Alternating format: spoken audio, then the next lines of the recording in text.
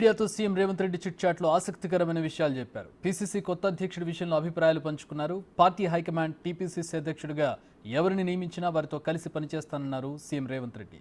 తనకంటూ ప్రత్యేక చాయిస్ అంటూ ఏదీ లేదన్నారు. అధిష్టానం ఎవరిని నియమించినా వారితో కలిసి పనిచేయడమే తన బాధ్యత అన్నారు సీఎం రేవంత్. తన పదవీ కాలంలో రాష్ట్రంలో పార్టీ అధికారంలోకి వచ్చిందన్నారు. పార్లమెంట్ ఎన్నికల్లో మంచి పనితీరు కనబరిచిందన్నారు.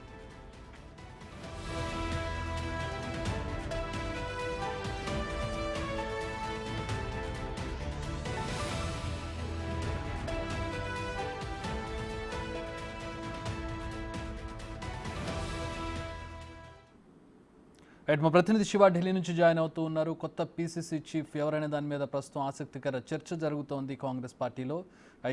దీనికి సంబంధించి మరిన్ని వివరాలు అడిగి తెలుసుకుందాం. శివ, ఏంటి ప్రాబబుల్స్గా ఎవరి పేర్లు వినపడుతూ ఉన్నాయి? ఇప్పటికీ పీసీసీ ముఖ్యమంత్రి పదవిలో రేవంత్ ఉన్నారు. తర్వాత రేసులో చాలామంది సీనియర్స్ కనపడుతున్నారు కాంగ్రెస్లో నుంచి. సో పీసీసీ రేసులో ప్రధానంగా వినిపిస్తున్న పేర్లు ఎవరివి? ఈరోజు ఢిల్లీలో మీడియాతో చిట్ చాట్లో పలు ఆసక్తికర విషయాలను మీడియా ప్రతినిధులతో షేర్ చేసుకున్నారు. దీనిలో భాగంగా ఆయన పాలనా అంశాల గురించి ఇప్పటివరకు తన పాలన ఏ విధంగా కొనసాగింది, ఇప్పటివరకు కొనసాగిన పాలన పట్ల నేను సంతృప్తికరంగా ఉన్నాను. మరోవైపు పీసీసీ ప్రెసిడెంట్గా తన పదవి కాలం ముగియబోతోంది. జూన్ 27న తనను పీసీసీ ప్రెసిడెంట్గా ప్రకటించారు. జూలై 7న తను పదవి బాధ్యతలు చేపట్టాను. ఈ లోపల అంటే 27 నుంచి అందరూ పదవీకాలం ముగుస్తుందని ప్రచారం చేస్తున్నారు. కానీ 7వ తేదీతో, అంటే ప్రకటించింది 27వ తేదీ జూన్ 27న, ఆయన బాధ్యతలు చేపట్టింది జూలై 7వ తేదీ.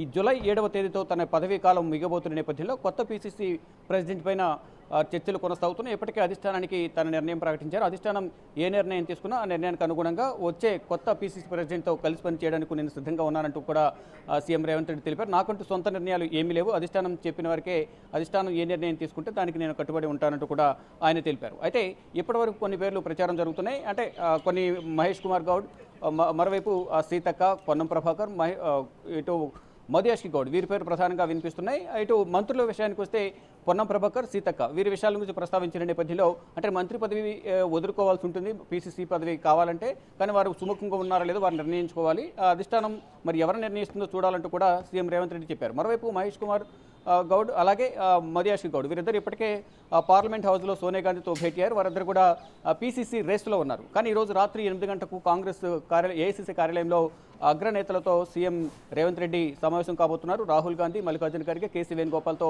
భేటీ జరగబోతుంది. ఈ సమావేశంలో ప్రధానంగా పీసీసీ ప్రెసిడెంట్ ఎవరిని ఎన్నుకోవాలి, మరోవైపు మంత్రివర్గ విస్తరణ, నామినేటెడ్ పోస్టుల భర్తీ, వీటన్నిటిపై ప్రధానంగా చర్చించబోతున్నారు. మరోవైపు పార్టీలో చేరికలపై కూడా ఈరోజు జరిగే సమావేశంలో చర్చిస్తున్నట్టు తెలుస్తుంది. మరి ముఖ్యంగా పీసీసీ ప్రెసిడెంట్ అనే దానిపైనే అందరూ ఆశలు పెట్టుకున్నారు సీనియర్ నేతలు. కానీ ఇక్కడ ప్రధానంగా వినిపిస్తున్న పేర్లు మధుయాష్కి గౌడ్, అంటే బీసీ సామాజిక వర్గానికి ఈ పదవిని ఇవ్వాలి అనేది ప్రధానంగా కాంగ్రెస్లో ఒక డిమాండ్ అయితే వినిపిస్తూ ఉంది. దానిలో భాగంగానే మధుయాష్కి గౌడ్, అలాగే వర్కింగ్ ప్రెసిడెంట్గా ఉన్న మహేష్ కుమార్ గౌడ్కి ఇద్దరిలో ఎవరికి ఒకరికి ఈ పీసీసీ పదవి వరించబోతుంది అనేది ప్రధానంగా చర్చ కొనసాగుతుంది. దీనికి సంబంధించి మనకి అధికారిక ప్రకటన అనేది మనకు సాయంత్రం ఈరోజు జరిగే 8 గంటల సమావేశంలో ఒక సమాచారం వెలువడే అవకాశం కనిపిస్తోంది. మరోవైపు ఇక పాలనా పరంగా ఇప్పటి వరకు ఏదైతే తాను పీసీసీ ప్రెసిడెంట్గా ఉన్న సందర్భంలోనే పార్టీ అధికారంలోకి వచ్చింది. ఇక ముఖ్యమంత్రిగా పదవి బాధ్యతలు చేపట్టిన తర్వాత రాష్ట్రంలో పరిపాలన అనేది తక్కువ మార్గంలో జరుగుతుంది. ప్రజలకు సుభిక్షమైన పాలన అందిస్తున్నామంటూ కూడా సీఎం రేవంత్ రెడ్డి తెలిపారు. అంటే అందరినీ కలుపుకుని పోయి